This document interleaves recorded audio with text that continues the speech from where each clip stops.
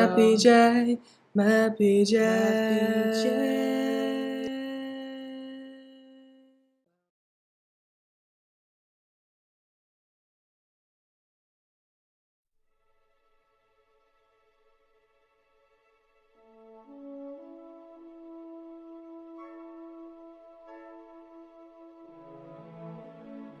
Metallica, from master of puppets to corporate puppets of the music industry.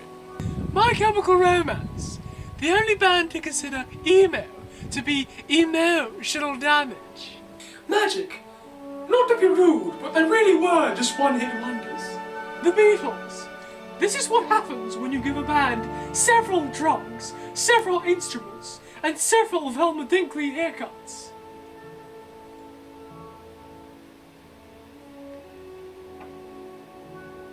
Huey Lewis and the News.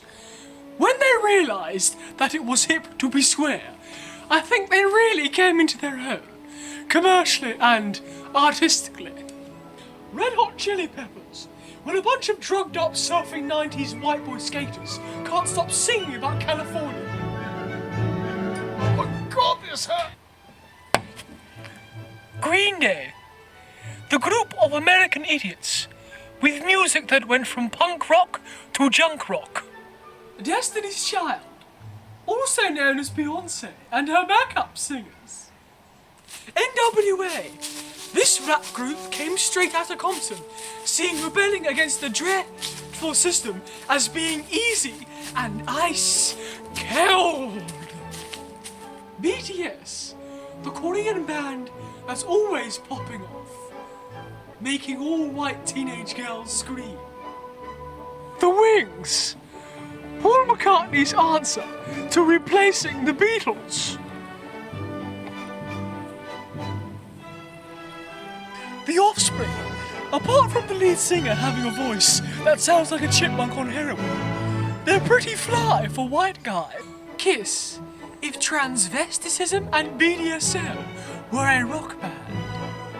The Beastie Boys, also known as whiny white boy rap. The Everly Brothers, if Simon and Garfunkel sounded like teenagers.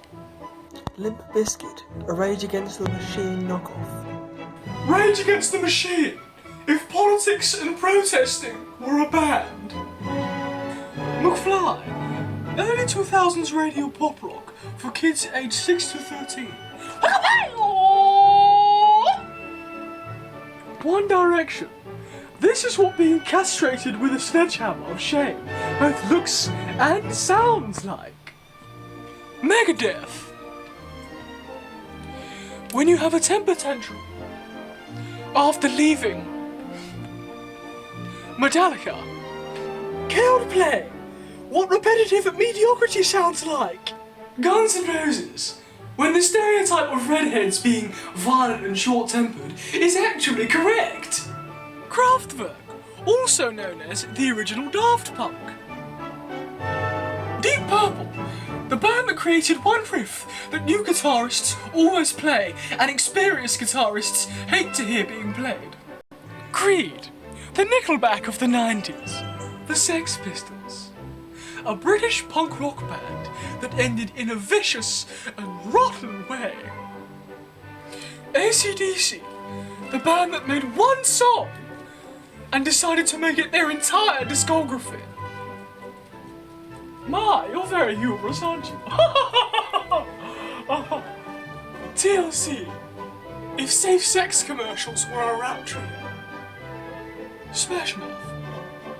Somebody once told me this band was still good Loki, but these one-hit wonders now sound dead. Bone Thugs and Harmony, the only internal bud smokers that have a band name that both rap fans and R&B fans can enjoy. Public Enemy, the first rap group to remind us that 911 is still a joke. In Every Town, D12, also known as Eminem and Company. Backstreet Boys, tell me why they're still popular. Disturbed, the band that made that ooh ah, ah, ah, sound in that song one time. South Coast rappers you can name right now. Jamiroquai, the funk band with hippie subjects and a lead singer with a love for weird hats. The Specials, a ska band full of people with blank expressions with a name that sounds like the extras of a Chinese takeaway. A Tribe Called Quest, the rapper on Helium with the rapper that always needs to clear his throat, and the other two that nobody ever talks about. Papa Roach, let's now make terrible pop rock. This is our last resort. U2, also known as Bono's band. Ah! The police. Somebody needs to give Sting a message in a bottle saying that he's less like the top and more like the bottom of the band. Oh. Silk Sonic. I've never heard a band try to sound like the 70s so badly. Blink 182, aka Green Day, without the weed. The Jackson 5. This is what happens when you give 60s hippies black kids cocaine, an abusive father, and magic mushrooms. Radiohead. The one-hit wonders with a song that would slowly creep into the charts and then very quickly fade away.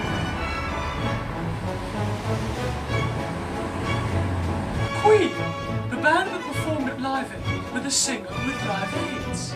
M.A.D.P.J, an out-of-fashion group with music that will make an atheist pray to his personal Jesus in order to enjoy the silence. Linkin Park. Every emo rock kid's first look into light rap metal bands with only one good album and terrible spelling skills. But in the end, does that even matter? They were still pretty good. Well, at least that's my hybrid theory. Nirvana, a band that smells like Teen Spirit, led by a frontman that delirious angsty teenagers stuck in adult bodies worship for some reason.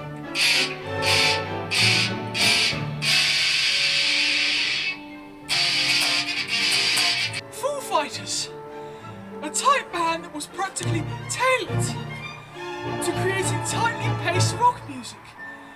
But is it me, or does the lead singer look like the drummer from Nirvana?